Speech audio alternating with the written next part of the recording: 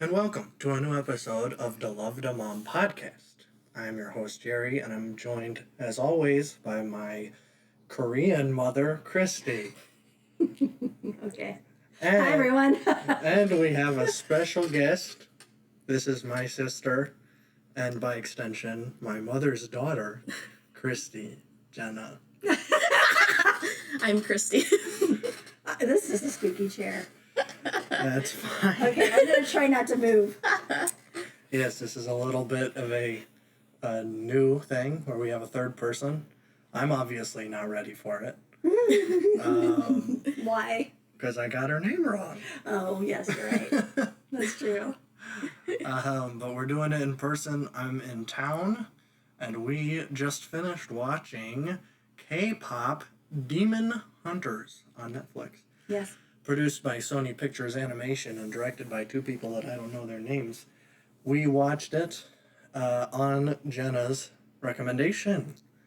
I think we did briefly talk about this last time for our discussion of American Splendor, but Jenna messaged me first Yes. and said you guys should do K-pop Demon Hunters. And I said, not really my thing, but, Mom can pick what she wants. And so Jenna asked Mom, Yes, she did. and here we are. She knows Mom's a pushover. So we're here. I usually start with, why'd you pick this movie? Right. But you're here, and you're the reason we did this. So why did you recommend this movie for us?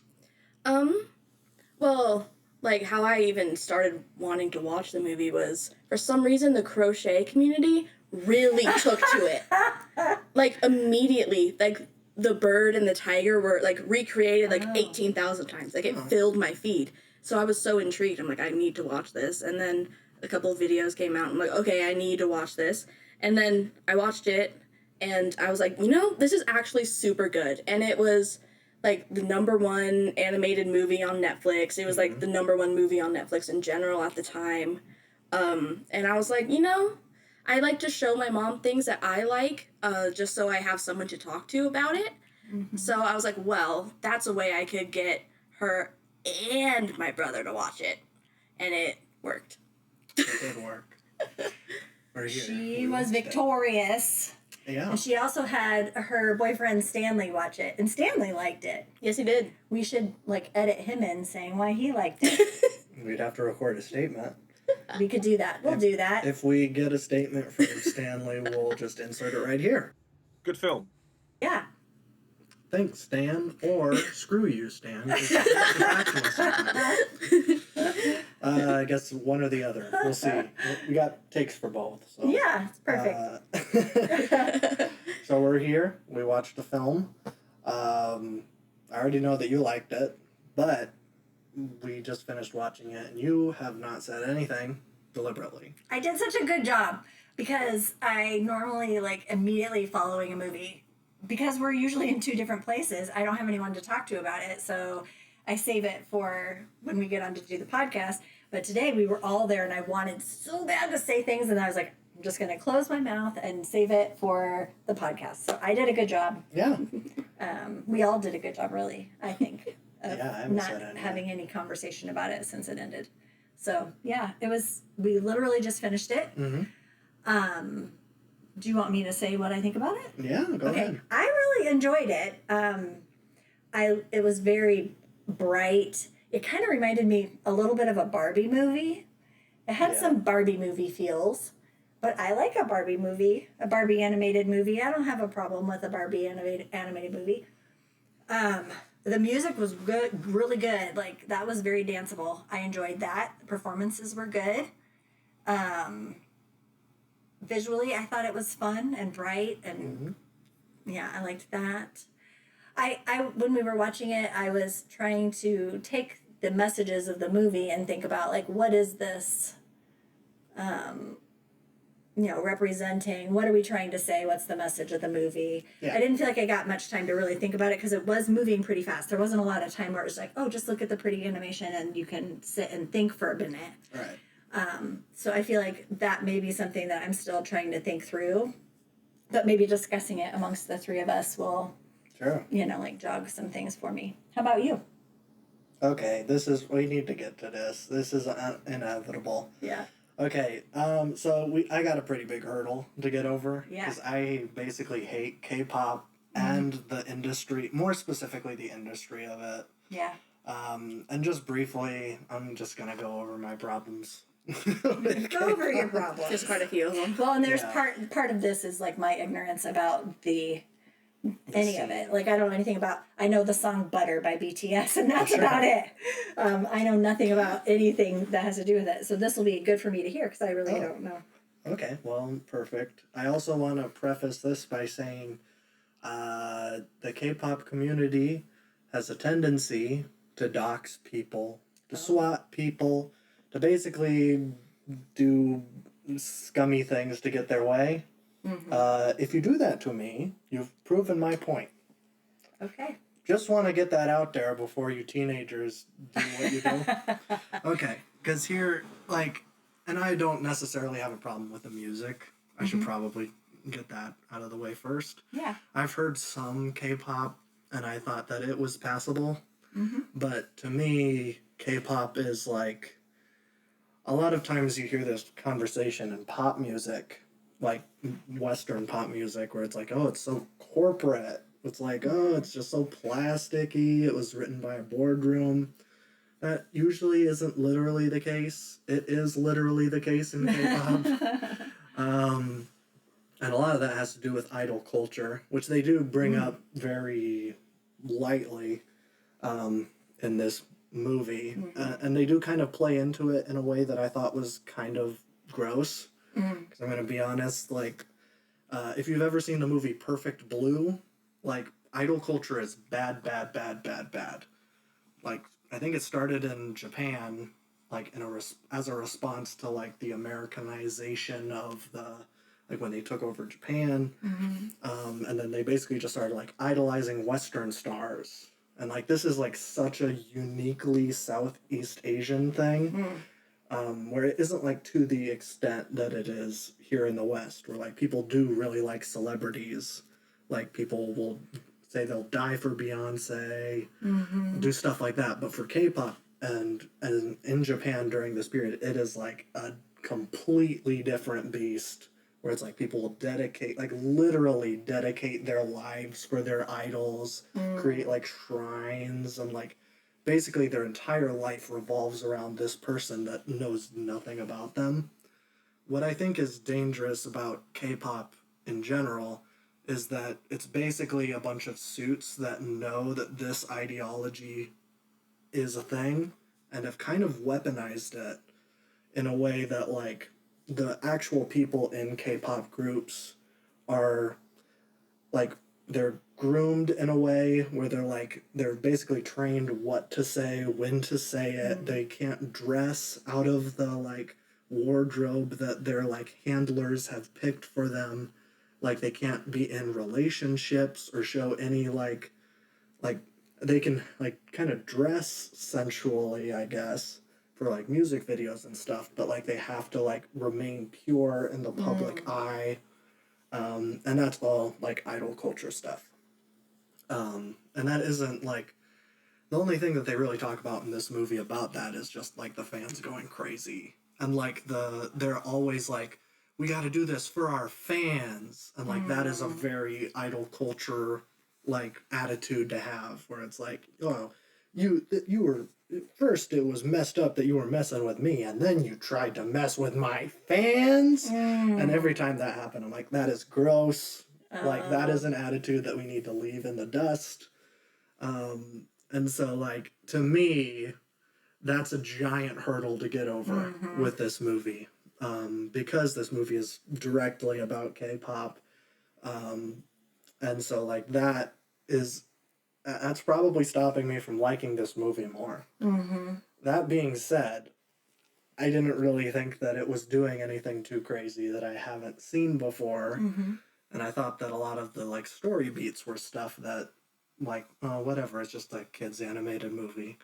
And considering this is from Sony Pictures, who have maybe like a 20% batting average. Give me some other Sony picture animated movies. Like, what am I looking at? Well, I think these days they're most known for the Spider-Verse movies.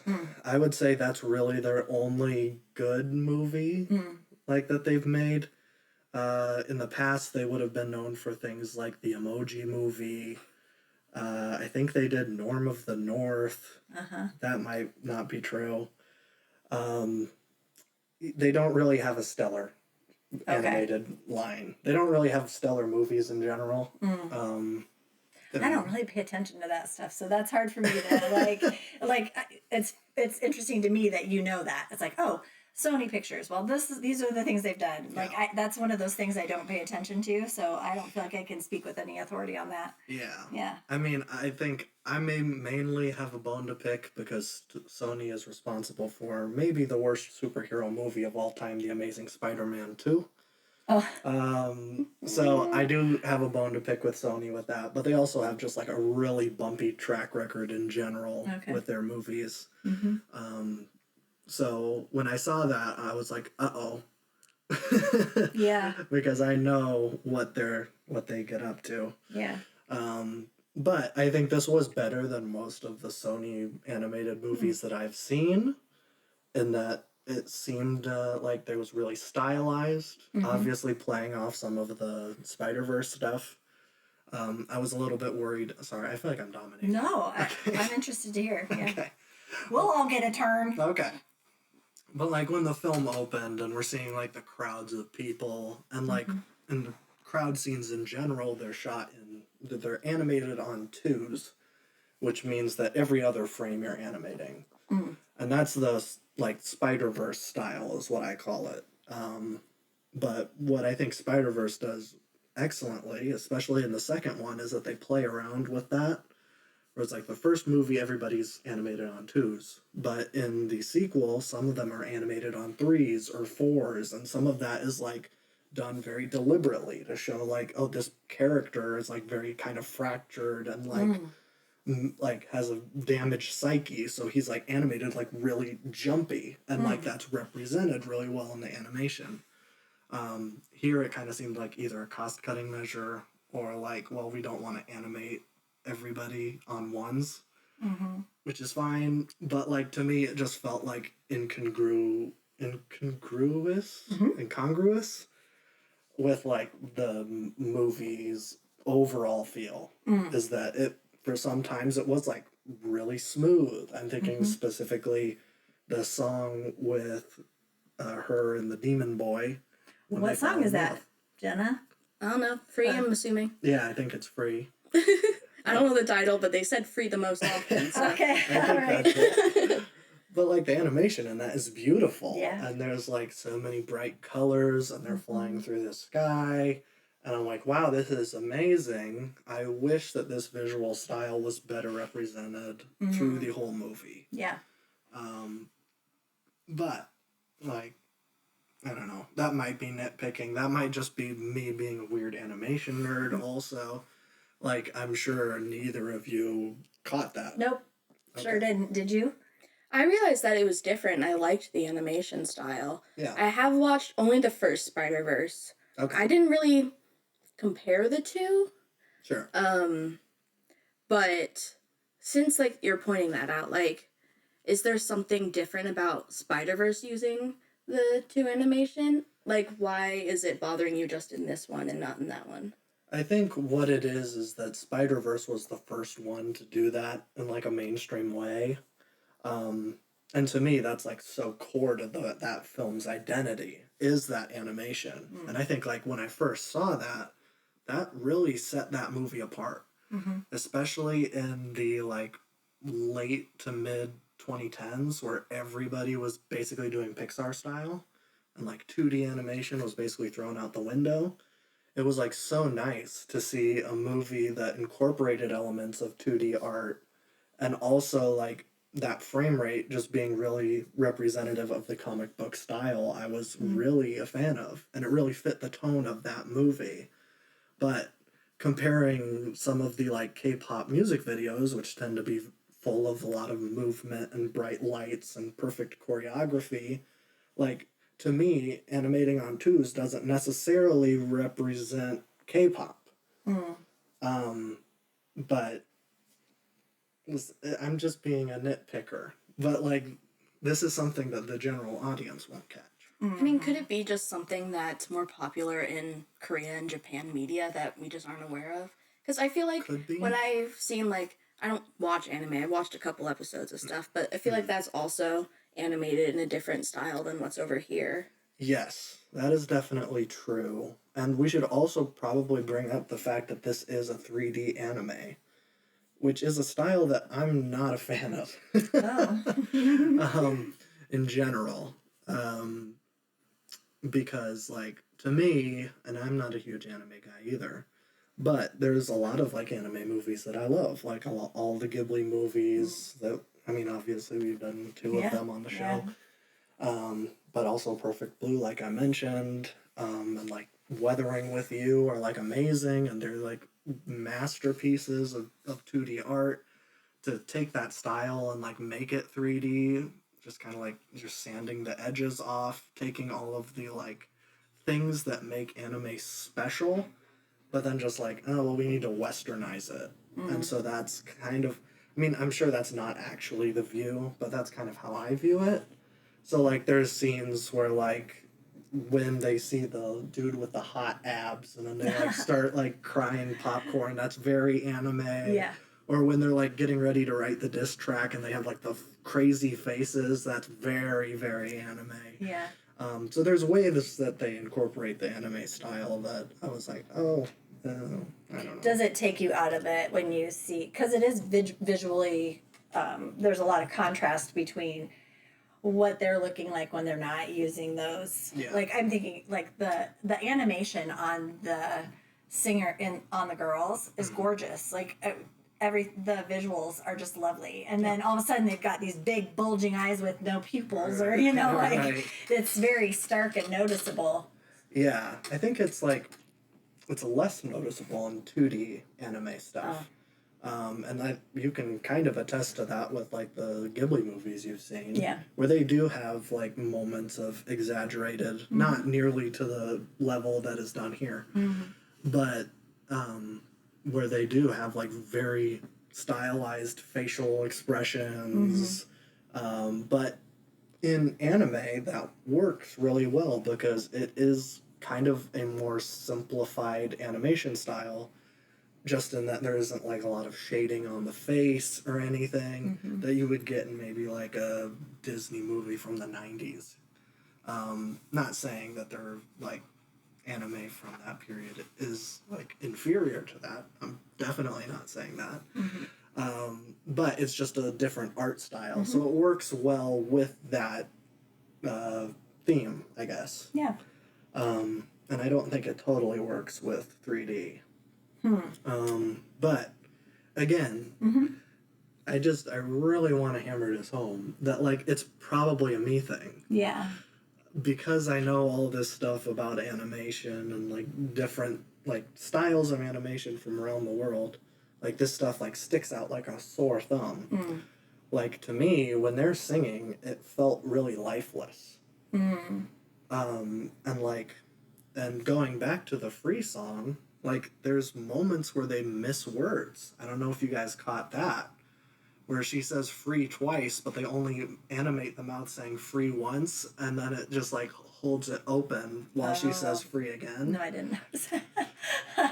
See, I'm like, this yeah, is you're like, noticing all the things. Yeah. But isn't it, did they record this in English and in Korean? That I don't know. I wondered, there were moments when I was looking at it where it looked like it was almost, like their mouths looked different, and it made me wonder if they were, like, changing up the animation just on the words It could be. that they were saying, but I really don't know the answer to that. I feel like I'm walking into this conversation very cold because I don't know the history of anime. I don't know. Sure. Like, it's like I don't even know. I feel like I sound like an idiot because I don't really know anything about it. And so, you know, like, I don't know what's typical of the genre, Sure. whatever. I just so I guess I'm kind of going more into it with no expectations, no preconceived ideas, because I don't really know anything about it. Sure. So, but the information you have there, that's interesting to me. I don't know anything about animation styles and all that kind of stuff. That is interesting, but because I'm not familiar with the genre or the history of the genre, I don't really feel like I can speak with any authority to that. Well, yeah, you don't have to.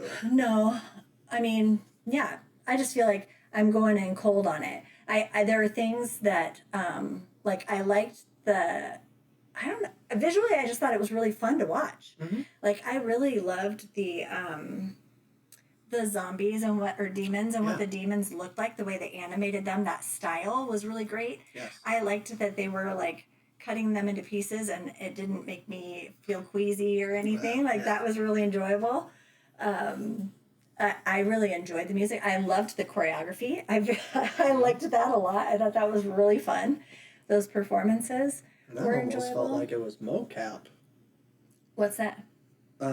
Like motion captured. Oh. Where I wonder if they did get like actual K-pop dancers to come in and Yeah. because there were some of those moves like specifically like when they're doing Golden at the end. Yeah. Where they're like doing that choreography and it looks like I'm like either the animators like got paid a ton of money or they had some people come in and do mocap. Yeah. I don't know, but I enjoyed it. Yeah. I thought that I liked all the musical numbers. I thought they were all really fun. Mm-hmm.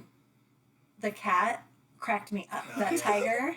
Yeah. When the basket kept falling over and you're seeing that paw like trying to lift it up. And it's like there was something about that. Yeah. That really made me laugh because that felt so. It's just capturing something we know about that animal. Yes. And in a really fun way. I liked that a lot.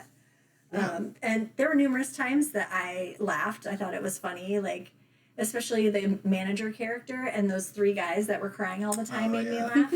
Mm-hmm. One thing that I was thinking about when we're talking about like the fan and idol culture, made me think of things, and I know this is also going to be a hot button topic for you, Jenna, but like Taylor Swift. yeah, I just very much felt like the Eras tour, like, you know, people absolutely losing their minds over, and we know throughout our history that has been the case. You know, you've got Elvis, you've got the Beatles, you've got, you know, there's all of these, Michael Jackson for a good chunk of time, Prince.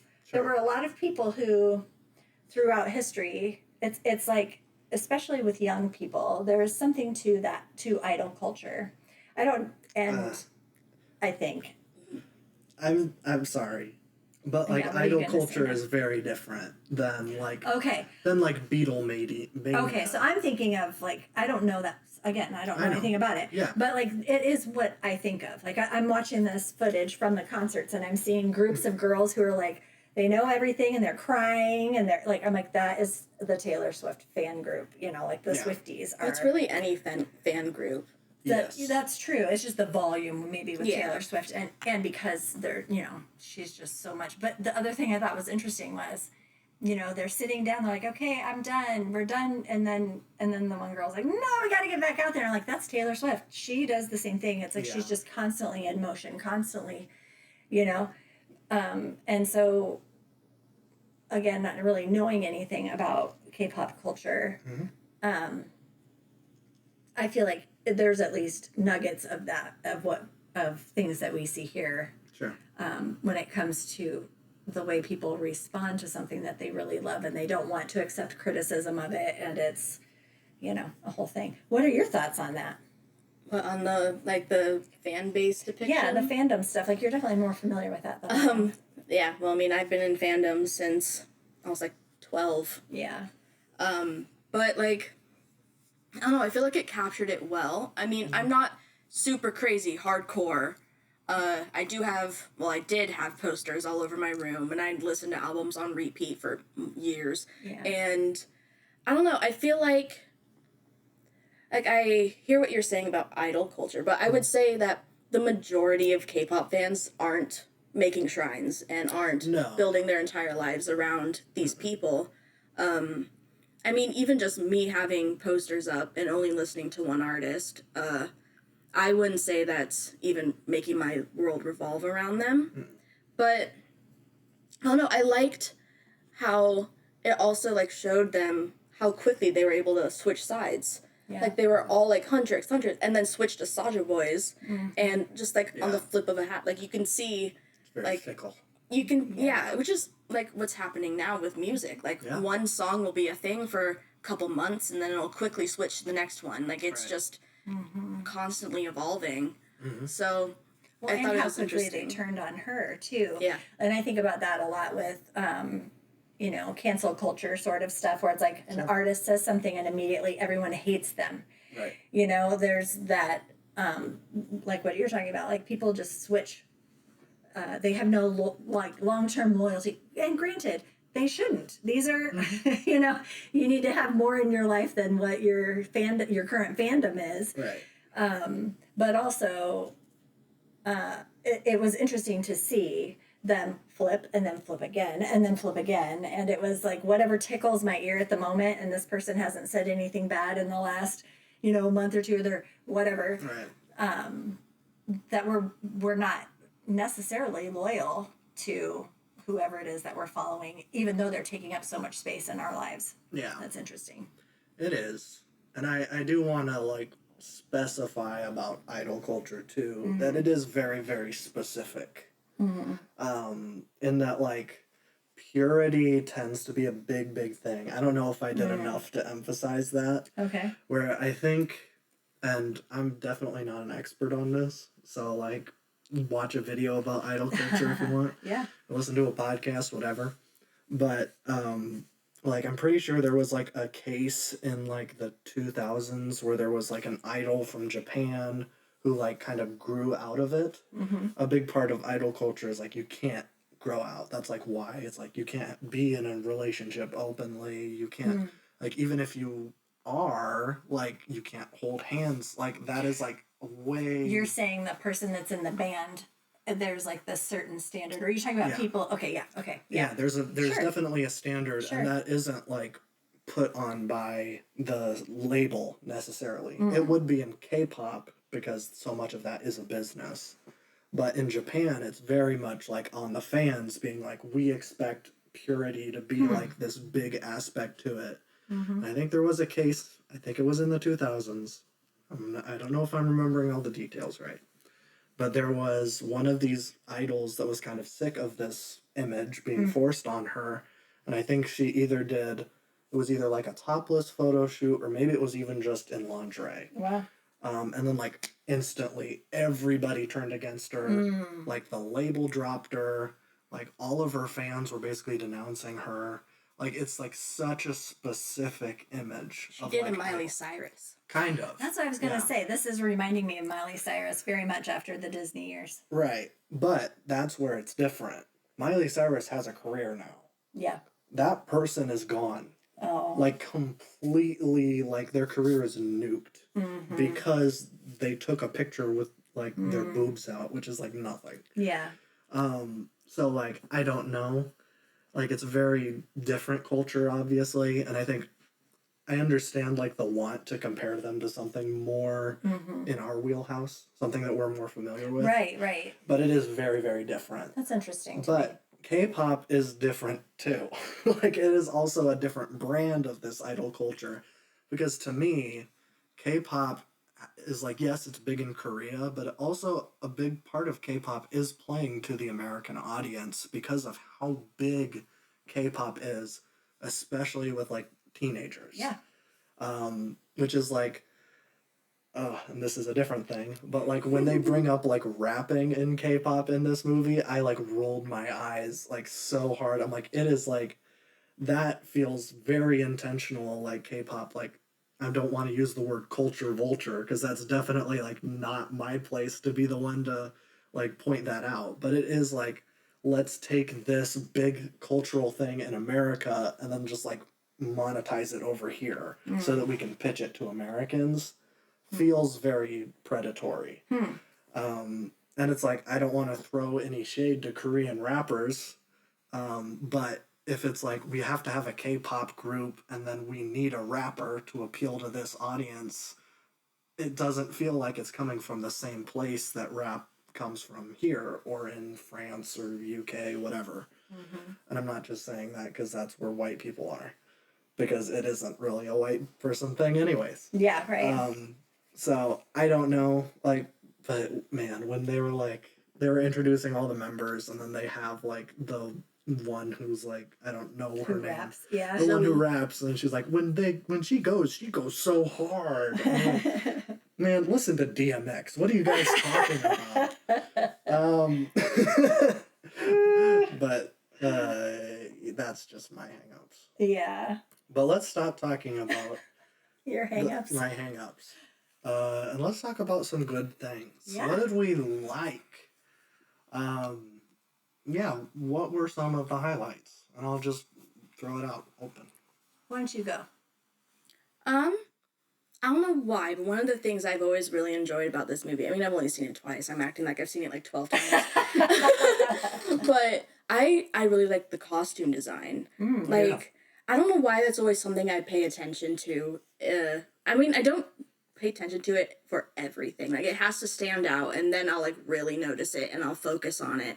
But just, like, each of them kind of has their own style, and you notice that Rumi, the one with purple hair, because you don't know the names, Thank you. she always wore a turtleneck. She always wore sleeves. Yeah. Like, that everything was very intentional on what they were wearing. Like, when she was, like, when they had flashback clips, like, you could tell, like, she was wearing a lower cut shirt. She was wearing a crop top because they hadn't spread that far at that time. Like, just those small little things. And one of the other things I always liked, too, was Zoe's bathhouse head robe thing. It's a specific Korean wrap that they do. I saw it on TikTok somewhere of a guy teaching people how to do it. But I'm just like, it's interesting, like, what other cultures have, like, taken and, like, changed and done themselves, and how they create, like, they're just different. Like, over here, no one really wraps a towel in any other way besides the normal twist and put on top. Right. So just being able to, like, see Korean culture also represented through their outfits. Absolutely. And, like, emotions, and like their concert outfits versus their casual outfits, and the choo-choo trains, and the teddy bear pajama pants. I love that. Like, That part made me laugh. everything was just, I feel like it was so intentional. Everything was placed specifically for a reason. Yeah. I agree. Yeah, I mean, that's definitely one of the main advantages of animation, in my opinion, is that you do have total control. Where it's like, even in live action, you can do wardrobe and set design, but, like, unless you're literally picking someone, like, you're writing with someone cast in mind, it's not going to be, like, exactly what you're thinking. Whereas with animation, you can draw exactly what you're thinking, and that's what's on screen. It feels like a real pure way of, like, expressing art, especially, like, emotion. I agree. And yeah, like, that was something that I really appreciated too, was the, like, it wasn't as, like, I'm sure they were pitching this to, like, a wide audience. Like, this is, they were trying to get the American audience, but, like, a big part of this is that, like, the purple hair, The pink hair. no, purple hair, Rumi. Rumi, was, like, she didn't go to the bathhouse. And I'm like, that's not a thing here. Right. But that isn't something that they shy away from, and it's a major plot point. And that, like, this is, like, the start of the rift between these main characters, is something so integral to especially Southeast Asian cultures. So, yeah, that was definitely something I really appreciated, is that they didn't really shy away from that. Yeah. Yeah, I agree. I think anytime, I felt like this with the Ghibli movies too, anytime you can see the cultural traditions is an opportunity to learn. And it was interesting to watch it, because sometimes it's like, I don't know if that's something that is like a cultural thing, or if this is just like something with this movie. So sometimes it feels like I'm floundering a little bit when I'm watching it, because I'm like, I don't know. I mean, I have heard of bathhouses before, of course. But yeah, if I think, well, if I had no context for that and I'm watching this as an American, it would be like, well, is this just something they do in this movie? Or like, you know what I mean? And so there was some stuff like that where it was like, there were things that I knew. There were things like one of them was the ramen. Oh, yeah. When they were talking about the ramen and they were pronouncing it a different way. I'm like, I'm used to them saying ramen because that's how we say it here and, you know, whatever. It just kind of reinforces to me how sometimes how small my knowledge is about people in the world and how other cultures and other areas of the world live and their traditions. And so I thought it was a good opportunity for me to kind of see some things that that we wouldn't necessarily see in American animation, but was a great opportunity to be exposed to different traditions and different values and that kind of stuff. Absolutely. The thing that I noticed, you were talking about the fashion, the thing that I noticed was the hair. And specifically Rooney's hair. Rooney, right? Rumi. Cute. It's fine. Okay. You'll learn one at a time. I'll get him eventually. That braid is so thick and heavy. And so we're talking about, you know, like the ways that you can exaggerate and like basically defy the laws of physics in animation. That hair is a defiance of physics. Right. But it was so awesome. I loved her hair. I loved all of their hair, but I loved that braid. And you're watching her. There were numerous times where I was like, that tail on that braid was just like floating behind her as she was running or whatever. And I was like, gosh, that's just so pretty. I just really, I don't know why that particular hairstyle just got me. I loved it so much. Yeah, it was almost very like beautiful. A Viking. If it was shorter, that's like a traditional Viking, just one giant braid. Yeah, I mean, it looks like a French braid. Yeah. But the size of the hair, like it's almost the size of her head.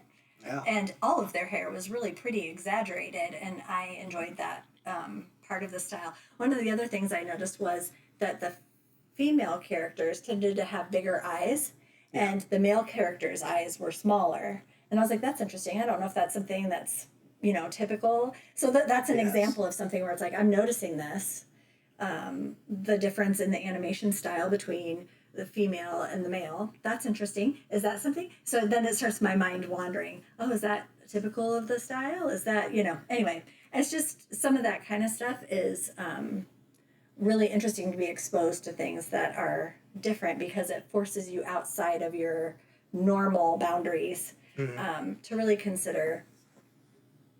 It makes you feel like you're not the center of the universe. And I think sometimes as Americans, we feel like we're the center of the universe and we aren't. Like there are other places that have things. It's just that we don't tend to be exposed quite as much in America as maybe other cultures are exposed to American culture. It's different. Yeah, absolutely. I really did like the music. It was very catchy. It was very bubblegum. I mean, like I get that it is going to sound appealing at the first listen.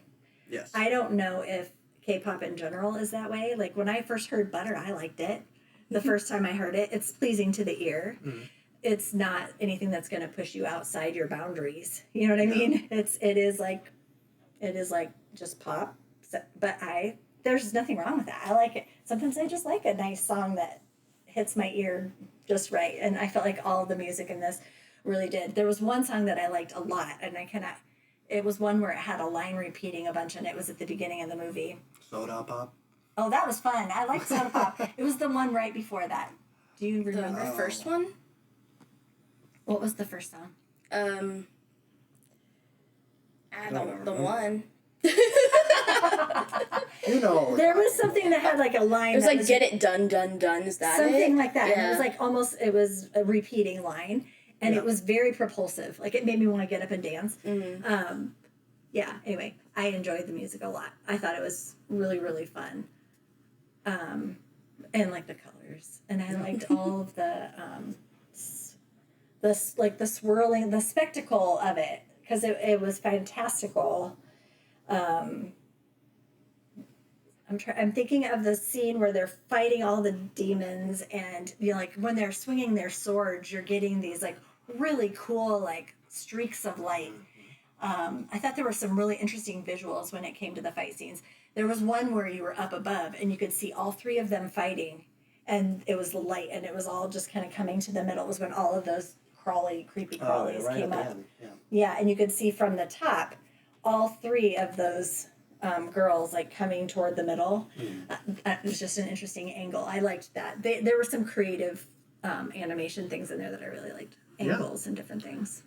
Yeah, I mean, I think that brings up another topic that it feels pretty important to talk about is the music, which we've kind of like, we've kind of mentioned it, but it's probably pretty important. Yeah. It's a musical. Kind of got to talk about it. Yeah. And you said that you like the music in general. I really did. What is your opinion on the music? I mean, it's so good. I will say that one day I was like, I'm just gonna listen to the soundtrack. It didn't hit as hard without the visuals. Oh. Especially some of the, I don't even remember which ones I listened to, but like those visuals really made it exciting too. Like it really like makes you invested. Yeah. And like it just, I don't know, it changes the experience.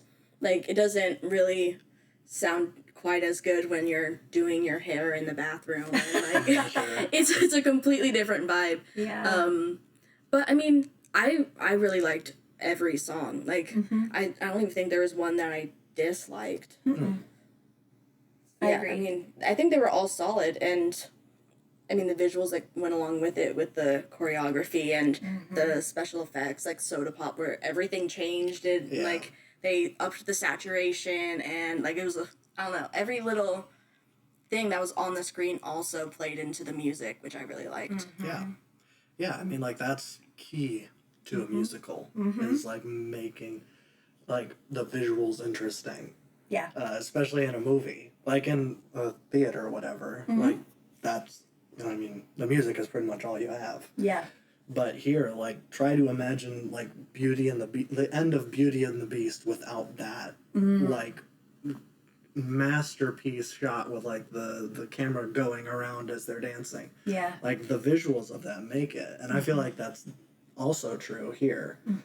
That being said, I didn't love the music. Well, that doesn't surprise me. This is like there's nothing about the like I as I was watching it, of course, I'm thinking, what's he thinking? Yeah. And I was like, you don't tend to go traditional. You are not like your He's music not like other taste- girls. Yeah, He's I'm not like other girls. Yeah, and you're not against musicals. I mean, we've had this conversation No, before. I like musicals. But you don't tend to be a big pop music listener in general, like the bubblegummy sounding pop. And I enjoy it. I think it's fun. I like a happy sound. And this is a happy sound to me. Yes. And I enjoy that. It makes me feel good. Yeah. Yeah. I don't know if I need to talk about it a whole lot. If you're familiar with my other channel, Boy Time, you already know my opinions on music. In general, I have pretty bad opinions on music. Preach. So this shouldn't come as a surprise to anybody. And considering like all of the praise that the music has specifically gotten, I feel like I'm definitely in the minority. So I'm not going to talk too much about it. It just isn't for me. Yeah. Like you said, I'm not like other girls. I like my stripped back indie music. Such a hipster. I'm such a hipster. Yeah. I love pour over coffees and flannels. I mean, the thing is like you're not gonna get the lyrics on this are not like deep and they are bubblegum is the best word I can think of when I'm thinking about music like this. It's like music from again, like the Hannah Montana movie. It's fun to listen to. It doesn't mean anything. You don't have to sit and study the lyrics. It's just a good time. Yeah. And that's what this feels like. Yeah, there were some songs that had more message, but even with the more message part, there wasn't anything that was new or interesting when it came to lyrics. Yes. It was just very enjoyable to listen to. And again, what you're saying, Jenna, the visuals is what made it so fun. Like that music style fit the movie. Yeah. And I think that's great. Like if they had busted out into a folk song, you'd be like, what the heck is this? This does not fit the bright bubblegum vibe of this movie. Bright colors. It was resonant and it matched. It was congruous. I'll use your word. Thank you. Congruous between the music and the style. Yeah. Was, I just felt like it was a good match. Now I think of okay, it's interesting to me because you were talking about that when you listened to it, it didn't hit the same way. And so I immediately thought of The Greatest Showman. I was trying to think of like a musical where that is a soundtrack I will listen to on its own. It was visually great in the movie, like, but I didn't need that to enjoy this. Sure. But I think of sometimes like music from Hairspray. I love Hairspray. It's like one of my top musicals. There are some songs I will listen to when I'm not watching the movie, but there are other songs that are serving a different purpose, and it's not music. The purpose of that song is maybe to explain a situation, or it's a transitional song or something, and it's like, well, there's nothing interesting for me to listen to on that. So that is something that's a little bit different when you're talking about music that was specifically created for a movie or something. Sometimes the music is, there's these songs that stand on their own merit, and then there are songs that are just fun in context. Yeah. These I think would be fun as music for, like, if you were going to the pool and you wanted to listen to music for the day or something. Something that's sunshiny and the lyrics don't matter. You just want a nice vibe. Sure. I wouldn't say the lyrics were like super surface level either, though. Yeah. Like, I don't feel like bubblegum pop needs to be like necessarily not smart thinking. I don't know. Yeah. Like, when I think of bubblegum pop, like, immediately I'm like, oh, this doesn't mean anything. But realistically, like you mentioned Hannah Montana, there's so many Hannah Montana songs that have like actual context behind them and mean a lot. And like, sometimes people just aren't paying attention to the lyrics quite as much, or they aren't like resonating with them necessarily. But I like the I'm done hiding, like I'm shining, like I'm going to be, or whatever. I've always really liked that part, and I'm like, it's a good message for kids. Like, this whole movie is about like accepting yourself for who you are. Yeah. And just getting that through songs where these kids and other people are going to be listening to this line on repeat, and they're going to embrace it, and they're going to like start believing it, psychology things. But yeah, I mean, the lyrics weren't exciting. They weren't Taylor Swift level. Well, and I like that. I like lyrics that are creative and different. I don't feel like I've heard them 50 million times before. You know what I mean? Like really trite phrasing and that kind of stuff. I really enjoy something. If it were that style, like this style, I would love it. But it would be fun if there was something that was really creative and new in the lyrics but not to say that the messaging isn't good. It's more the words that are used to convey that message. Sometimes feel trite. Overused phrasing and that sort of stuff. Yeah. But I love a creative lyric. And you're right. There are some Hannah Montana, old Miley Cyrus songs that are great and do have really great lyrics. And she, as she's, written music as she's getting older, like, she's a great songwriter. She really is. But the whole thing is, I think that's not the purpose of this movie either. No. And so I think the music fit the movie, and I thought it conveyed a message. It just wasn't done, with, and the other part of this is, as a reader, like, for me, language is really important. So I do value good lyrics. Like, when I hear a good lyric, I'm like, that's amazing. Kind of like poetry, Like Simon and Garfunkel. I love Simon and Garfunkel. But that's not the purpose of that song. Like, you don't need deep lyrics for a song that's, sitting in this really colorful, beautiful movie. Right.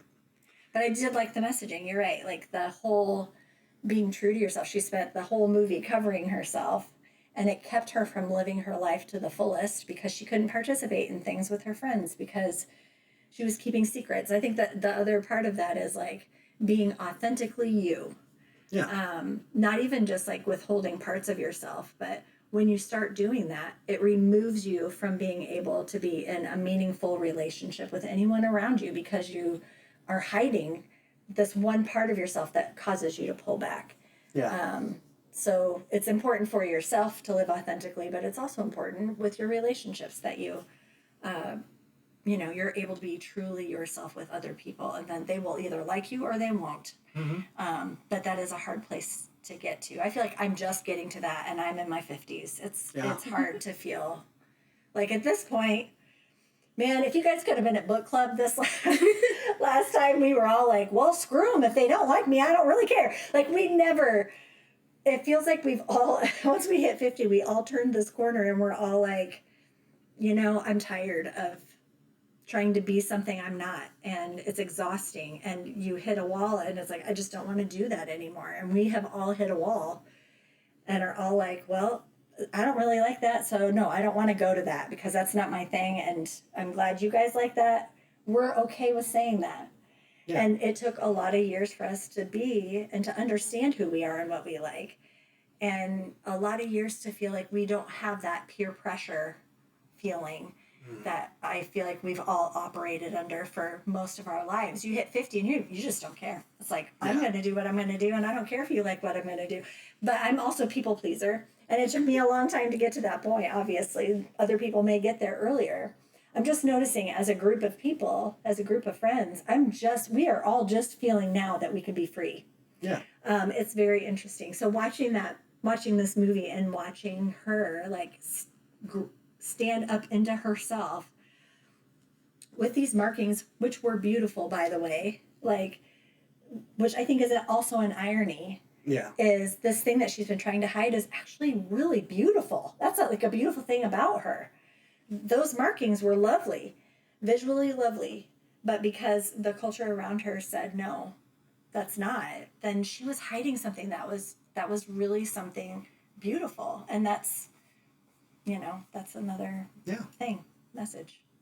It's another thing. It's another thing. I wanted to talk about lyrics. Sorry to bring us back. No, yeah, that's okay.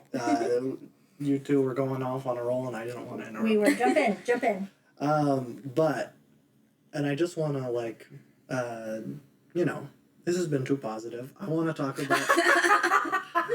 You're the Debbie Downer of this podcast today. Yeah. Well, I want to talk about the lyrics do what is like a cardinal sin to me when it comes to musicals. Or just like music made for either movies or games or TV shows, whatever. Is that they make the lyrics too specific to the movie. Okay. And the first time I noticed that this really bothered me was in 2017 with the game Super Mario Odyssey. So specific. Just off the dome. Well, 2017. Well, I know when Mario Odyssey came out. I mean, that's amazing to me. Okay, go ahead. It was the same year that the Switch came out, which, of course, we all know was March 3rd, 2017. Okay. But in that game, there is a scene where, like one of the worlds that Mario can go to. I'm going to explain it in, like, basic terms, because I know that you are totally unfamiliar. Yeah, I am totally unfamiliar. But there's a world that you can go to that is a city. And at the end of that, there's a big celebration, and they call it like a Jumpman parade, which when Donkey Kong was made, Mario wasn't called Mario, he was called Jumpman. So it's like this big kind of celebration of Mario's legacy up to this point, and there's a great song, but the song is like, the hook of it is I'll be your one-up girl. Oh, I know that song. And that really, it didn't like get under my skin, but to me that is like, okay, well, I'm never, ever, ever going to listen to this outside of this context, because I'm going to feel so weird walking around in real life having a lady call herself a one-up girl. Yeah. But there's other lyrics in that song that are also like, oh, we're going to jump and hit blocks and we're going to get coins. And like the entire internet, like gaming internet, was going crazy about this moment. And it's a great moment in the game. But they were going crazy about the song. And I was like, y'all are nuts. Like, I don't understand. Like, why isn't this bothering anyone else? Yeah. And there was a lot of stuff in this movie as well with those lyrics where it's very specific. Yeah. Where it's like, you are a demon who doesn't deserve to live. That when your patterns show, like, that's what... And I'm like, yes, that technically could be interpreted a different way. Yeah. And not to get super cynical, but, like, did they pick generic names for these different things? Like, patterns is so basic. I didn't like patterns either. Yeah, like, come up with something original. And like demons, I understand, like that's a cultural thing. Like don't change that. But like for that, it should be different. Like I don't know, I can't think of one right now. But like just having markings like an animal. markings. That's what I think of. Markings or something. scars or Scars would be good. stripes. I think scars is a good one because like if it's something that society fears, then scars has a negative connotation. Patterns has a neutral connotation. So it doesn't necessarily, like you talking about language, it doesn't give the same impression that like something like scars. When your scars show and it's like this negative thing, I think that would have been more effective. But with the lyrics being like you got to show your patterns, and there's like a lot of stuff like that. I can't think of any examples besides So that. it's just too hyper specific to the movie. Yeah, and I'm like, and I don't want to keep comparing it to Western animation, but I think like Disney in the 90s were the kings of this. Of like creating music that sounds great without the context of the movie. Like specifically, we're going to talk about maybe one of the greatest soundtracks of all time is the Tarzan soundtrack. I knew you were by going to Phil say Collins. Tarzan. Tarzan is such a good soundtrack. It is. Maybe it's just because they got Phil Collins in the studio and it's just like, just make songs. Jerry's such a fan. I love that soundtrack. I Yeah. like Phil Collins a lot too. Yeah. But even like not just taking that away, like Lion King, like some of those songs, some of those are too specific. Like I would never listen to like I Can't Wait to Be King. Hakuna Matata. Hakuna Matata's fun. I mean, it's a fun song. Okay, but so that- I'm thinking of like Little Mermaid, Under the Sea. Like there's a bunch. Some There of are those. some songs that are very specific to the or Aladdin especially. Aladdin, yeah. There's so many songs in there that are very specific to the movie Sure. itself. But also, like, is the purpose of that music to be listened to outside of the film, No, right? no. That's the other thing, is what is the purpose of it? Well, I think some of that, just to like counter it, is Yeah. that Disney was also a record label. I mean, they still are. Yeah. But like at that time, a big part of the revenue for these movies was the soundtracks, selling them on vinyl or CDs when those eventually came out. I had the CD of Aladdin. Yeah, like I'm sure a lot of people did. I loved Like, it. That's a big draw. Yeah. And I think maybe the other one, maybe not so specific to like just my bias of Phil Collins, is like Mulan. Yeah. Like those, there are a lot of songs that are kind of specific, where it's like, I'll make a man out of you. But also that just kind of stands as like a really, really good like satire of gender, gender expectations Yeah. and stuff like that. Plays on words. Or just the like the Reflection song is perfect, like for what it is in the movie, but also it's a great like I Want song, which Yeah. is standard in most musicals. I don't think there was one in here. I guess maybe the intro song is kind of an I Want song, but that's kind of different. We aren't going to talk about structure of musicals because I frankly don't know enough. Well, the other thing about that, though, is like Jenna was saying when we were getting ready to watch it, there aren't a lot of songs that are outside of their performances. Yeah. And so that is different than what you would get like in, say, a Hairspray, where she's walking down the street going to school and talking about Good Morning Baltimore. Sure. That's a very different sort of musical than this That's true. musical. So there wasn't as much context building necessarily. I feel like the conversation happened first, and then the song kind of reinforced what was happening in the conversation. Yeah, that's something to talk about too, and we can stop being a Debbie Downer and talk No. about like the. Yeah, we. I can stop being a Debbie Downer, and we can talk about the format a little bit, Yeah. because I think you're hitting on something that's kind of interesting, in that a lot of the music is diegetic, which I'm gonna flex that I know Wow. that word. Look at you. I know. But most musicals, what you're saying is that most of the music is non-diegetic, in that, like, let's go for Aladdin, I guess. Yeah. Or maybe that's not a good example. I'm trying to think. Okay, let's go back to Tarzan, because That's what you know best. it's what I just think it's a good example for what I'm going to say. Okay. Because the songs in Tarzan, they aren't being sung by the people. And what diegetic and non-diegetic means just in general. Non-diegetic means it's sounds that are in a movie or TV show or whatever that the characters in the media can't hear. So that can be like sound effects or score, or even something like Good Morning Baltimore in Hairspray. That's probably like non-diegetic, or it's like an interpretation of like she probably isn't literally in the world of the movie. She probably isn't like going down the street and singing. It's probably like a representation for her just being this bubbly personality and like loving her community. Yeah. So like, but a lot of the music in this is literally diegetic in that like they are singing the songs to people at a show. Yeah. Or like on the street, they're singing the Soda Pop song to all the people that are watching them, which is very different than a lot of musicals that kind of do music more as like a representation for something else. Or when we watched like Grease, like they don't have like literal fight scenes in it, but they'll sing a song that's kind of like a fight song or whatever. Yeah. And that isn't like literally what's happening within the context. Are you trying to tell me that John Travolta did not do a dance on the car for Grease Lightning? Is that what you're trying to tell me? Yes. Yeah, like that scene specifically, like that song is very specifically non-diegetic. Yeah. Where it's like, well, we could have a scene where they just fix the car. We could have a montage where they fix the car. That's not very fun. Yeah. It's pretty boring. Like, oh boy, I love car mechanics. Like, the vast majority of people aren't going to be interested in that.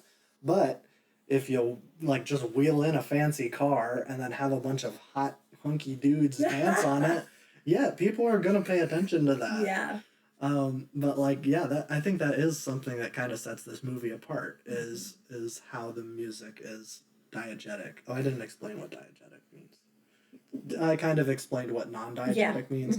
It's the opposite. Diegetic are things that the characters in the thing that's really happening in the movie. Well, and that they can hear. Yes. Yes.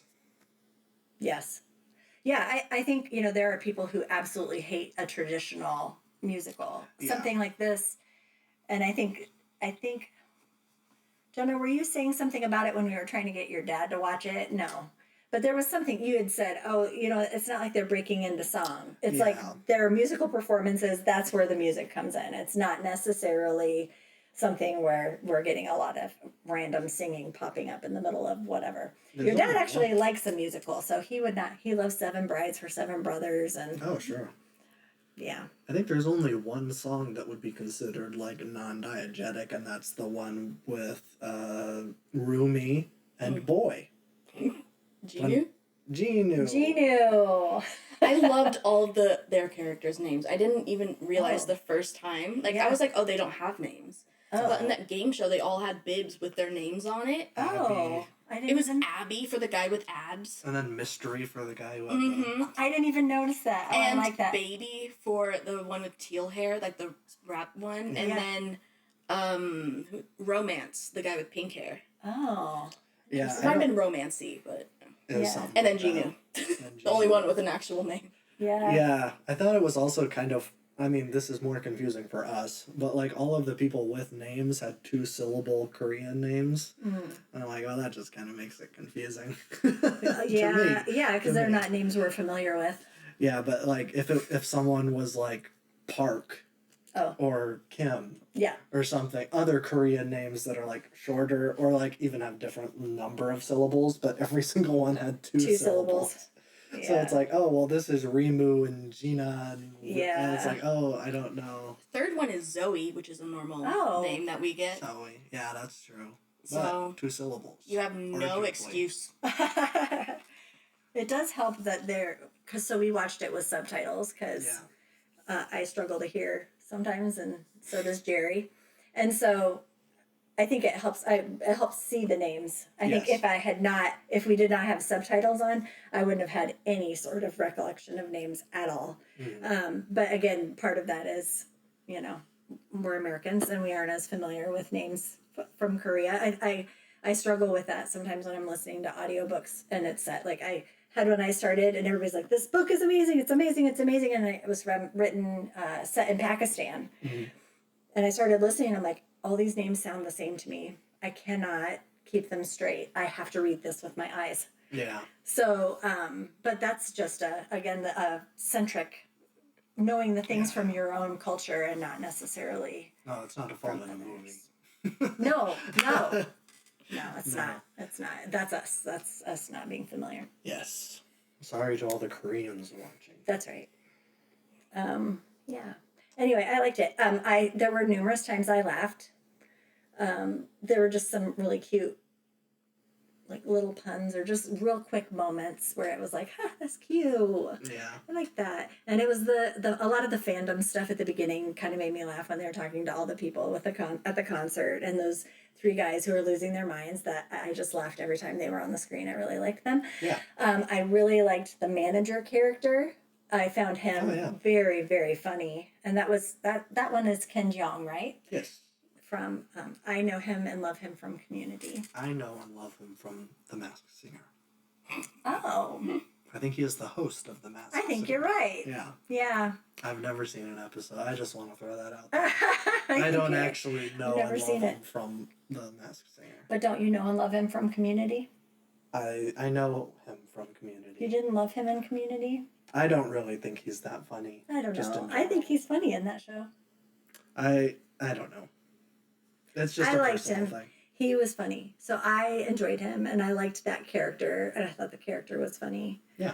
And then I just did a real quick look at the cast, and the only other person that was familiar to me at first glance was the guy that played the doctor, Daniel Day Kim. Daniel Day Kim, because your dad and I watched Lost a few years ago, and that's how I knew him first. That'll do. But I heard he's also been in the new Hawaii Five-0, like He's a been big in a bunch of character stuff. in that.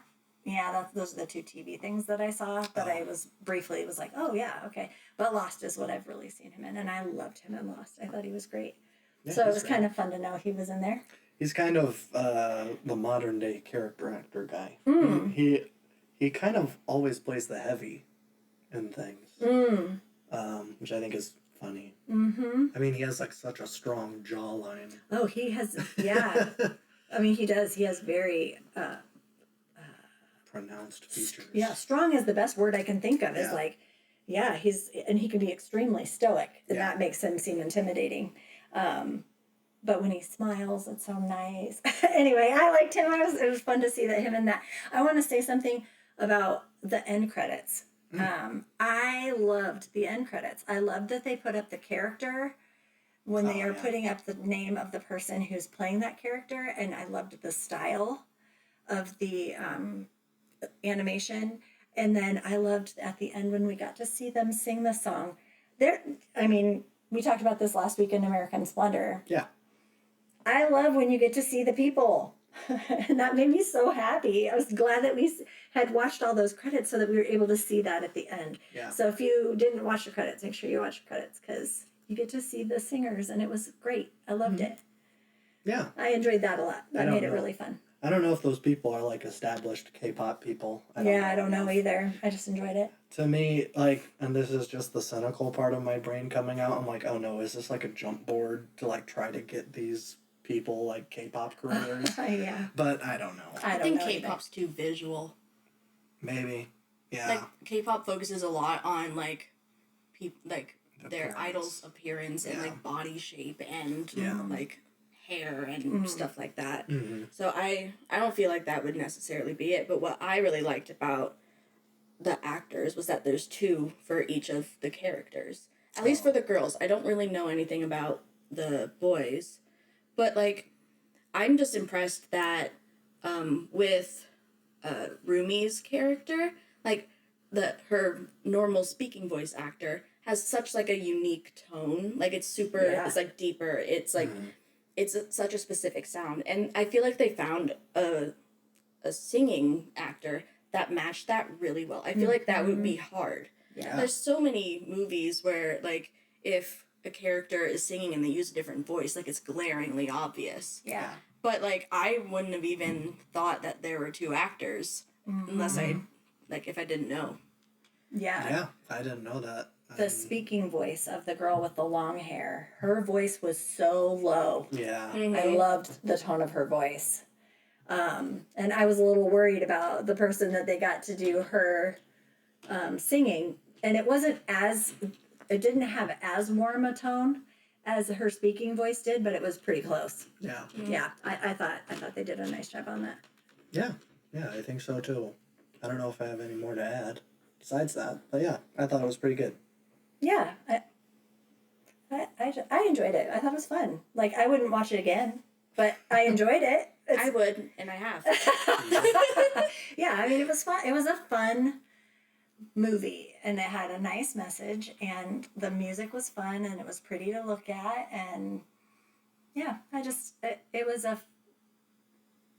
just fun. Yeah. Fun is the word I come up with. It's fun. I have to think about how many stars, don't I? Yeah. I guess we'll start with you because you've probably already rated So it. it's 0 to 5 or 1 to 5 or something. Are we counting half stars? We're counting Yes. half stars, no 0. No zeros. We're doing So letterbox it's like rules. Okay. it's 0.5. Is it like a half star and up? Half star's the lowest. Okay. I'm trying to remember what I did end up rating it on Letterboxd. I think I might have given it a 4.5. Oh wow, you really loved it. I am a generous ranker. Yeah. I don't know much about movies. I don't know actors. I don't know movies Sure. in general. Like, I know like a handful of movies that I've seen and enjoyed. I kind of just watch it for what it is. I don't analyze it super hard. Yeah. So I'm like, yeah, that was a good movie. It immediately gets a good rating. Unless Yeah. I'm able to find faults, Yeah. then like Yeah. a movie starts high and then loses points. I feel like for some people it starts low and gains points when they find things that they Oh, like. that's an Oh. interesting perspective. Yeah, I guess. That's an interesting perspective. I like that. Okay. Well, I'm kind of interested then. If you start at the top, what brought it down half? I'm not even sure. Okay. You know, it just felt right. Okay. I mean, sometimes that's all it is. That's true. I think I put it at a 5 and I was like, you know, maybe not. I don't know exactly like what would have lost me because I did like the movie quite a bit. Yeah. And me and Stanley talk about watching it like every week. Where we're like, oh, we should watch that again. Well, I'm kind of curious because they don't know what like your tastes are. What are some of your like 5-star like this is a masterpiece movie? Do they have to be movies or can I include TV shows? I don't watch very many movies. Do TV. I don't care. Okay. Top favorite show of all time, Julie and the Phantoms. I cannot preach about this show enough. I love it. I'm so upset that it doesn't have a second season. It just had its 5-year anniversary this week. And I just love everything. It was Kenny Ortega. I love Kenny Ortega. Love Kenny Ortega. Yeah. Other than that, like, since I don't really watch a lot of movies, a lot of them from my childhood, so, like, Tangled is up there. Frozen 2, even though that's That's more a recent. 5-star movie. Yeah. I mean, how many times did you see it in the theater? 5? Yeah, about there. I think it was I at watched the least first 5. Frozen 4 times in theaters and Frozen 2 at least 5 times. Okay. But, I mean, I don't know. I mean, there are things that I don't exactly love about Frozen 2, just because I hate Olaf as a whole. But Oh, okay. That makes me sad. but like the movie itself and the plot points, yeah. I'm trying to think of other movies. You like I- Hannah Montana? I really don't watch it. I do love Hannah Montana. I really do. Yeah. Yeah, I just don't. You I'm not liked a a lot movie of those watcher. Disney. So here's what I'm noticing when you're talking about those. They're all musicals, and if I look at the plot of Julie and the Phantoms, and I look at the plot of this movie, very similar. Yeah. I mean, extremely similar.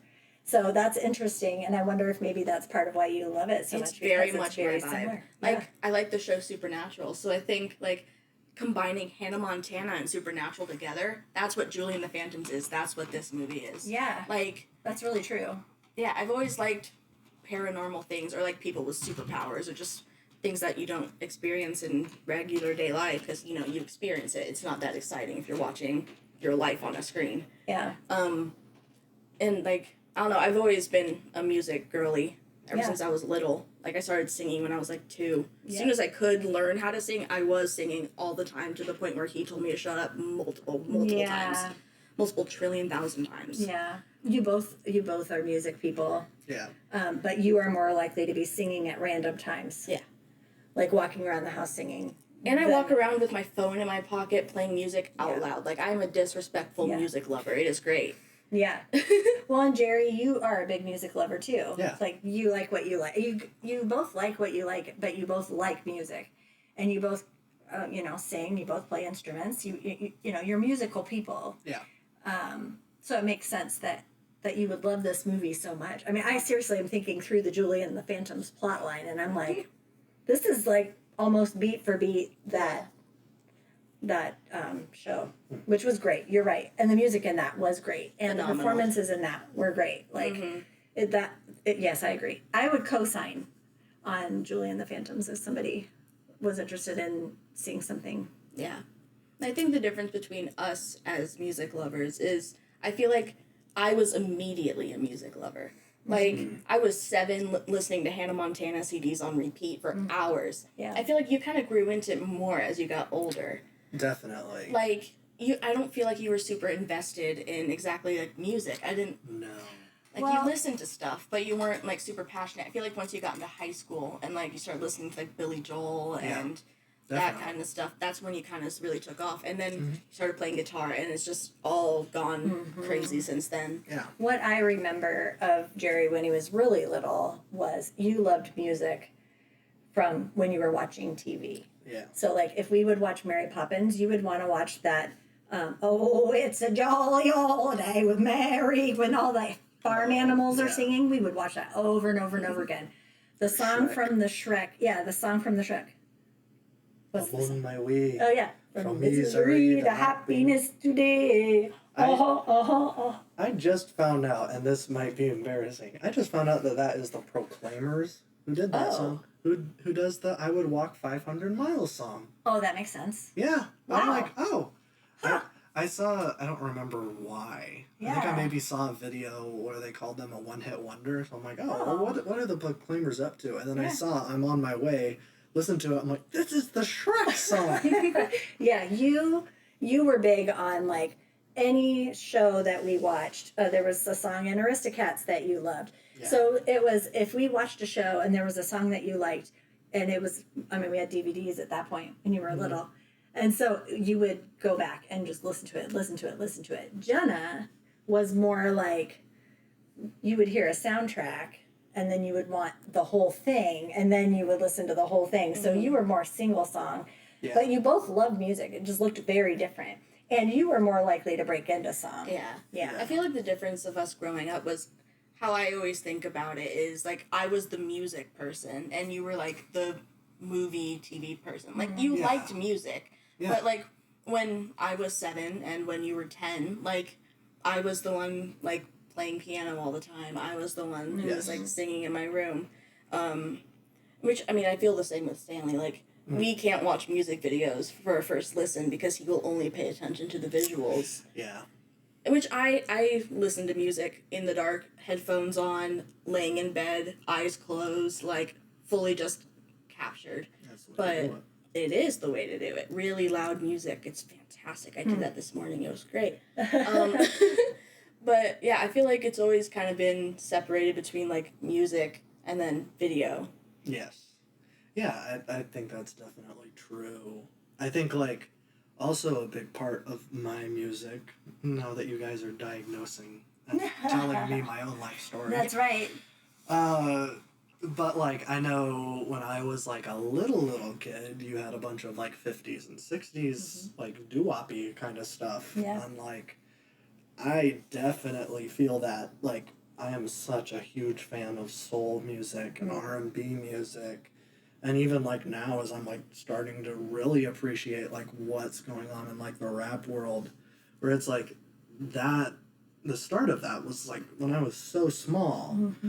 But then, like, I wasn't exposed to a lot of music, mainly because you were so concerned that I heard a bad word in Yeah. the song. So I wasn't allowed to listen Yeah. to, like, musical legends like Elliott Smith.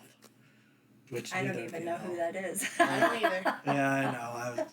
Were you being sarcastic? Yeah, I mean, Okay. no, he's a legend to those who know. But Okay. Not a mainstream legend. Okay. But yeah, like, I think that was a big part of it was exposure. And so, like, what you're saying is definitely true. When you showed me Billy Joel, that was, like, such a turning point in my musical experience, because it was like either I was listening to Christian music or like music from movies. Mm-hmm. And so like I wasn't really into those things as I was growing up, but like once I listened to secular music, Yeah. that like was a real eye-opening experience for me.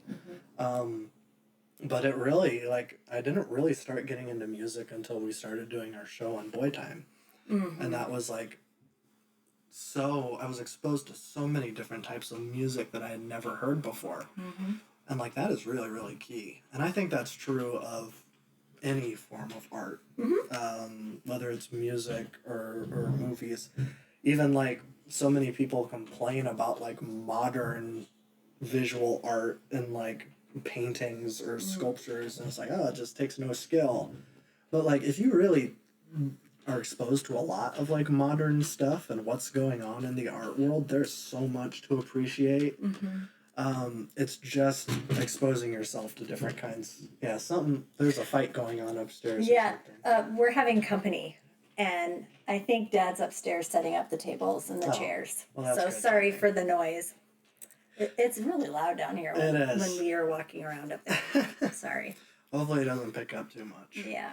I've been trying to watch the wavelength, Oh, look at you. but I can't. My eyes aren't quite what they used to be, so I'm like, I can't tell if it's like in the yellow zone. I mean, I'm down here all the time. My mic doesn't pick it up too frequently. Okay. It's only if it's like really loud. Hopefully we're good. Yeah. But no more inside baseball. You guys don't need to know about. No, but that, I mean, it is interesting and it is relevant. We're talking about the music in this movie. Yeah. And Well, I was talking about the recording. the recording thing. Okay, yeah. I was like, No, but we're staying on topic. We're doing good. Yeah, and I'm just like, maybe the problem to me with the music in this is the exposure thing. I don't listen to a lot of K-pop. There's artists from Japan and China, and there's some South Korean that I listen to, but it isn't like that side of it. The style. Yeah, like, but there's a lot of stuff over there that I'm interested in, and I'm sure like the more that I dig into it, the more I'll learn to appreciate some K-pop. But I don't know. There's a real struggle going on. Maybe he's playing with my dog. Oh my goodness. Edna's upstairs. I brought Edna, and She sounds like a human walking around up Yeah. there. She's so heavy. as you have seen on the show before, she is a tank. She's so a I'm tank. sure she's running, rolling around up there. Yeah, between the two of them, it's like a whole symphony happening up there. So we'll try to wrap things up. I think for me, the score that I would give this movie, and I don't want to, I almost don't even want to say it, because I know that you out there specifically are going to do evil things to me. Don't do evil things. But I'm just like, Generalizing fandoms. the K-pop fandom specifically. All of is them scary. are.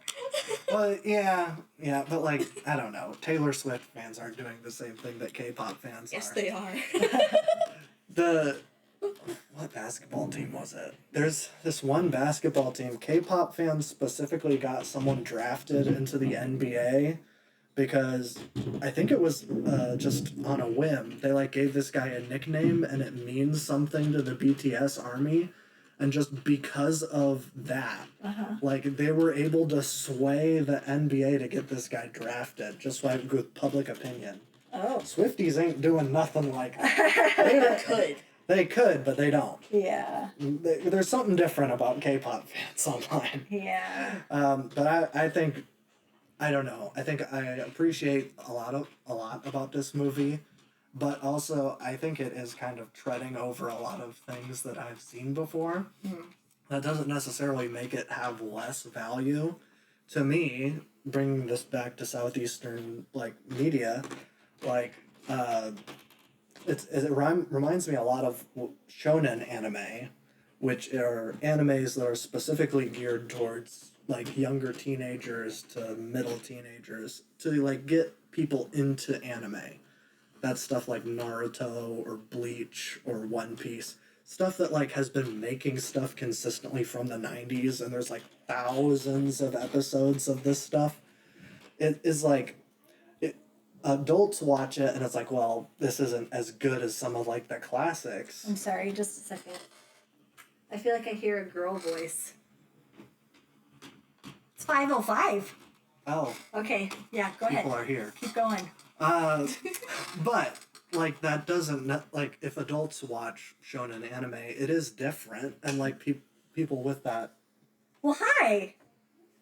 Come on in. Well, Say hi bye. to the people. Hi. You're Can't not see on it. screen, but that's fine. Okay, we're almost done. We're getting kicked out. Yeah. But what I'm trying to say is that even if I give something a low score, that doesn't necessarily mean that it doesn't have value for someone else, or there isn't like a purpose, because something like this can get someone into either 3D anime or K-pop, or even just like what we were saying, can get you into exploring different cultures that you aren't a part of, which I think is really, really valuable. But to me, this movie is 2 stars. Which I don't even think is I mean, that's not necessary. even that bad because you're such a harsh critic. Yeah. Like, I was expecting less than that the way you were couching your opinion. I Well- was thinking, oh no, he's going to say a half star. But I'm no, just 2 worried. stars isn't I'm bad. worried about what they're gonna do. Yeah. Like that is below average, and I'm worried. Oh. There, and also I've had experience with weird fandoms. Like we made a video about Mariah Carey. We had no idea that Mariah Carey apparently has a ravenous fan group that like oh, no. we still get comments on that video. That video came out like 3 years ago saying how dumb we are and that Yeah. we don't appreciate black music, which is like fair, I guess, but also like we listen to a lot. You do. And like we specifically make an effort to like prop up like lower like underground black artists because we think that it's important. And so like I don't know, I'm just worried about the K-pop people. Like I don't want another Mariah Carey. I will incident. apologize to all the K-pop people watching this for his generalizations. Well, if you're talking about the more, like you think about Taylor Swift fandoms, you know that there are people, her fans have a reputation for reacting in a certain way. Yeah. That doesn't mean that every fan is like that. Yeah. It just means that there is a contingent of people that we know are crazy over her and will go after people. Yeah. And if there's a contingent of K-pop people that also behave that way, that's the reason he's not trying to. I'm not saying every single K-pop No. person. It's the same thing where it's like, I think that Eminem fans are annoying.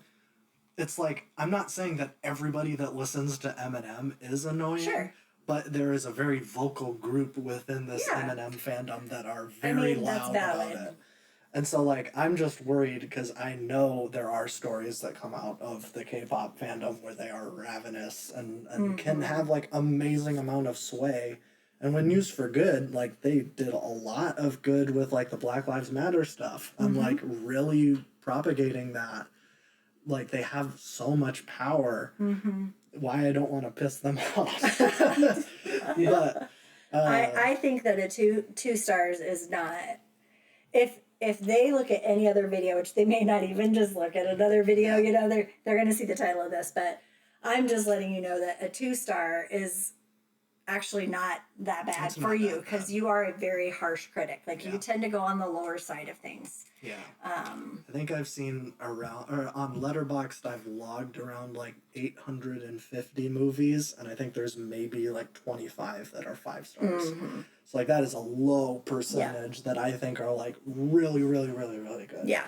And like that's why I was curious with you having not seen very many movies, and I didn't like, and I hope you didn't get any sort of sense that I was like judging you on your picks, because like I think that if you think that the Hannah Montana movie's a 5-star, like that's fine, and I think that you should be like whatever. Everybody's tastes are different, and what's a 5-star movie to me, it doesn't have to be for you. So True. I gave it 2 stars, and I think that's what I'm gonna. I think that is totally fine. I'm gonna go 3.5. Oh, I think 3.5. okay. I really liked the visuals on it. I liked the movie. I thought it had a good message. It was enjoyable. Yeah. I mean, like I said, I wouldn't watch it again, but I enjoyed it. I wasn't bored. Yeah. But you wouldn't oppose to it if someone came up to you and was like, I want to watch this. Watch Oh, no, it. I would watch it again if somebody wanted to watch it. I wouldn't be like, ugh, turn it off. No, I enjoyed it. So I was going to go 3, and then I was like, I got a little bit more. So I'm going to say 3.5. So, yeah, I think that's pretty good. bad. We had a nice range. Yeah. Yeah, which is fine. And I think overall, we all feel like it was good enough. Like, it was fine. It was good. Yeah. Yeah. It wasn't like well, it's not your number 1 movie either, but, it's good. So I enjoyed it. I'm glad you suggested it. Yeah. I'm glad you joined us on the podcast today. Yeah. It was nice to have you. You had lots of very interesting opinions and thoughts. Thank you for sharing. I have more of them. I know you do. I'm bubbling. Bubbling with feelings and thoughts and opinions. Well, if we do another one, you're welcome back anytime, obviously. But I do have to pick what we're doing next. Oh, that's right. Yes. Okay. What And are we I've doing? been thinking about this because I do want to have a little bit of a Halloween special, Okay. but Can't go too scary. can't go too scary. But Or scary at all. yeah, so I'll have to think about that. I think Oh. I might save it for next time. Oh boy. Okay. Maybe. I'm trying to think. We're recording this in the middle of September, Yep. but just based on how my editing goes, which is very slow, I don't know when. Maybe I should. Maybe I should just pick the Halloween special, and I do have one in mind. Okay. And I want you to keep an open mind. I don't like when you preface things like that. Oh, I don't like that. I'm nervous. Well, no, it's an older movie. Oh, okay. It's kind of revered as a classic. Not Okay. kind of, it is. Okay. Young Frankenstein. No, Okay. Frankenweenie. no, that's not a classic. It's a classic in my heart. What I'm going to pick is Night of the Living Dead by George Romero. And I don't see. This is what I said. Keep an Night open of the mind. Living Dead. Does it have zombies? Because I Yes. don't like zombies. It's from the late 60s. The special effects are not very good, and it's in black and white. Okay. But what is really, I mean, this movie is very instrumental in horror in general, but I don't think at any moment you are going to be scared by what is Okay. happening. And also keep in mind, this was not too long after the Hays Code was, repealed. There's, barely any blood, if any. Okay. And, for the George Romero zombie movies, besides Day of the Dead, the zombie makeup is just green face paint. Okay. They aren't, missing when you think Yeah. zombies, you're That's thinking, what I'm thinking. decaying flesh. Oh, I cannot. Okay. That's not Okay. what's going on here. I think you'll be okay. I was hoping that you were going to say something like Hocus Pocus. No. That's my speed of a Halloween movie. I wanted to do, an actual horror movie. Okay. Because I think I really like horror movies, and I think in general they're glossed over too much in the world of film. You're an Oscars person. Yeah. How many horror movies have won Best Picture? None. Yeah. None that I can think of. And I know them all. Yeah. Yeah, you do. So, yeah, I think next time we'll do Night of the Living Dead. Okay. If it gets to the point where it is too much, you can stop it and let me know. I'm not You'll joking. pick something else. I'm not joking. I'll muscle my way through it. I just may have my eyes closed some, but it'll be fine. I think you'll be okay. Okay. Does that mean I have to pick a Thanksgiving movie? No, this was just something that I wanted to do. I was like, I want to do a horror movie, but also knowing you, Yeah. I was like, maybe I'll do Get Out, but I'm like, no, that won't work. Yeah. But I was trying to think of one that isn't just a popcorn horror movie. That's actually trying to say something. Yeah. And I think what you'll find with Night of the Living Dead is that it's a lot of it is trying to think of how to put this. A lot of it is surrounding race relations of the 60s. Oh, okay. It was made very shortly after I don't remember the guy's name, but like a pretty prominent like shooting of like an unarmed black man. And George Romero deliberately cast a black male in the lead, which specifically in horror movies, you know, that's not a thing. You know? And Or they're the first person to die. that's what I was gonna say. Yeah. There was a trope where they don't make it to the end. Right. So for George Romero in the '60s to deliberately pick a black lead is huge. Yeah. So we're gonna talk about it. Okay. Also, I think not to give too much away, but I think another reason why I picked this is that the zombies are barely in it. Okay. A lot of it is it's just a contained thing. They're stuck in a house and there's zombies outside. Occasionally they interact with them, but a lot of it is just we're stuck in here. Okay. And it's like we have to kind of deal with like what are we gonna do to survive. Okay. So All right, you're selling it. I'll try it. We'll see. we'll see if it's a different pick next week. I don't want you to feel like you're stuck watching this. Okay. But I think that it is a horror movie that you will be able to handle and actually get a lot out of. So. All right, we're going to go for it. Sounds Okay. good. We got to go. People are coming to the house. Yes. All right. Okay, well, do you have anything you want to say in closing? Want to plug anything? Watch Julie and the Phantoms. Yeah. Yeah. And I'm going to say support your local library and call your mom. And he's going to say Bye, everybody. bye.